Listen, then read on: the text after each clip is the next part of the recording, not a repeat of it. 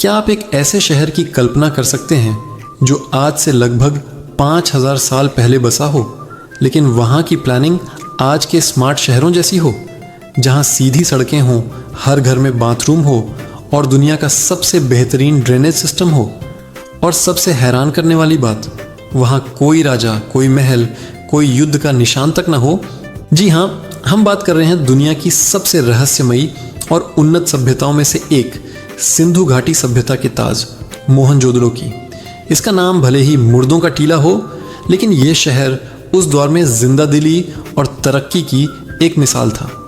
आज हम इस खोए हुए शहर के रहस्यों को परत दर परत खोलेंगे और देखेंगे कि कैसे हमारे पूर्वज हमसे हजारों साल पहले भी एक आधुनिक जीवन जी रहे थे। मोहनजोदड़ो की कहानी शुरू होती है लगभग 3300 ईसा पूर्व में, जब यह शहर बसना शुरू हुआ।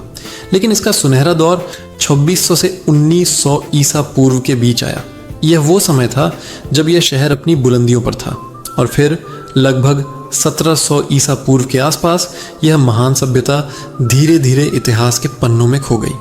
इसकी दोबारा खोज हुई 1922 में, जब भारतीय पुरातत्वविद R.D. बनर्जी ने इस जगह को दुनिया के सामने उजागर किया। मोहनजोदड़ो की सबसे बड़ी पहेली है इसका शासन। खुदाई में न कोई आलीशान महल मिला, न किसी राजा की कब्र, और न ही युद्ध के कोई हथियार। इससे पता चलता है कि यह एक शांतिप्रिय समाज था, जिसे कोई राजा नहीं बल्कि एक शहरी परिषद चलाती थी।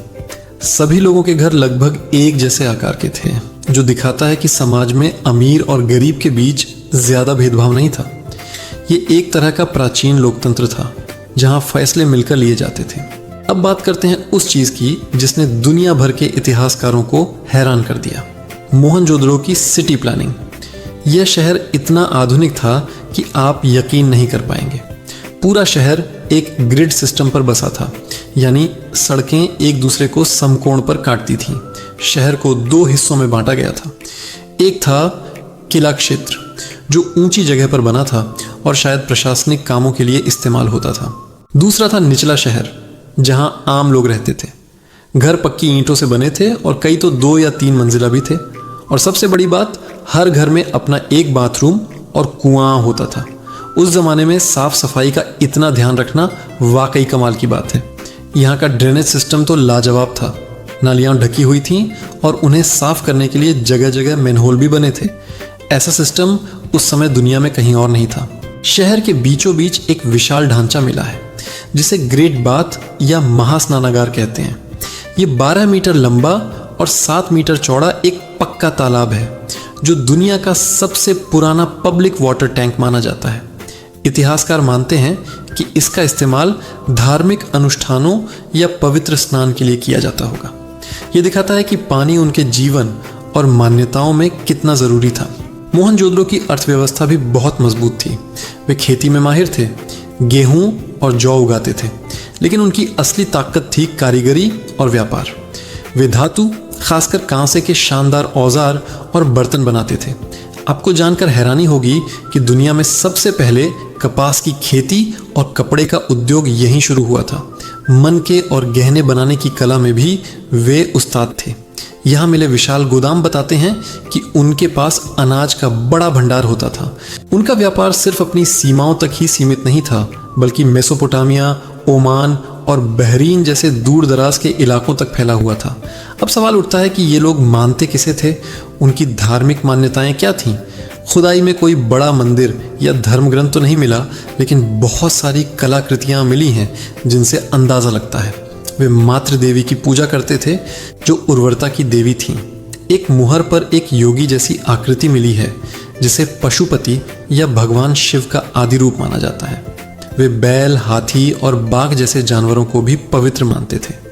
ग्रेट बात से पता चलता है कि वे पानी को पवित्र मानते थे और शायद अग्नि की भी पूजा करते थे।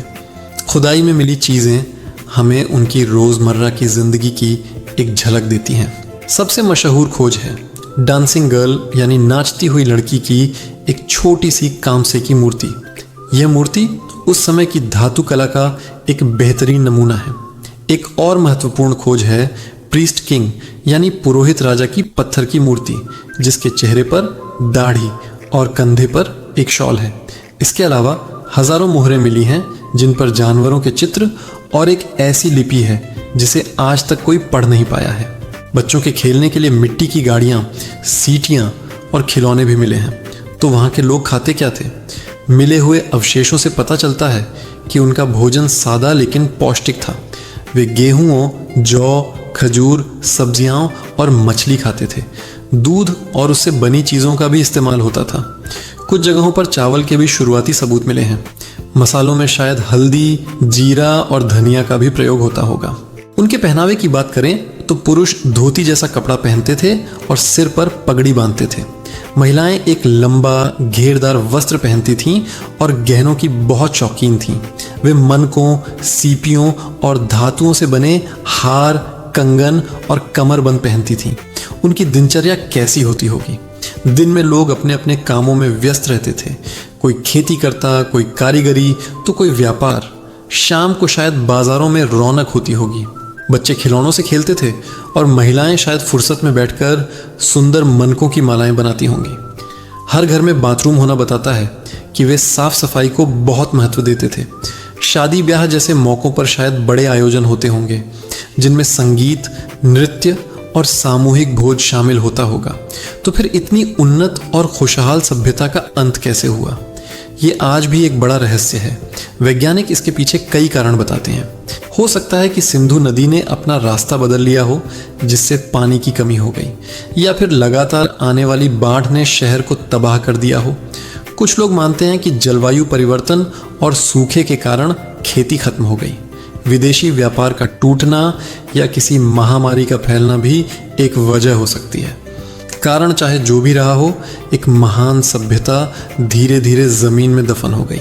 मोहनजोदड़ो सिर्फ एक प्राचीन शहर का खंडहर नहीं है, बल्कि यह इंसानी बुद्धिमत्ता, योजना और शांतिपूर्ण सह अस्तित्व का एक जीता जागता सबूत है। ये हमें सिखाता है कि हजारों साल पहले भी इंसान एक ऐसा समाज बना सकता था जो आज भी हमारे लिए एक प्रेरणा है। अगर आपको मोहनजोदड़ो की यह यात्रा पसंद आई हो तो इस वीडियो को लाइक करें और हमारे चैनल को सब्सक्राइब करना न भूलें। हम आपके लिए इतिहास के ऐसे ही और भी रहस्यमयी पन्ने खोलते रहेंगे। धन्यवाद।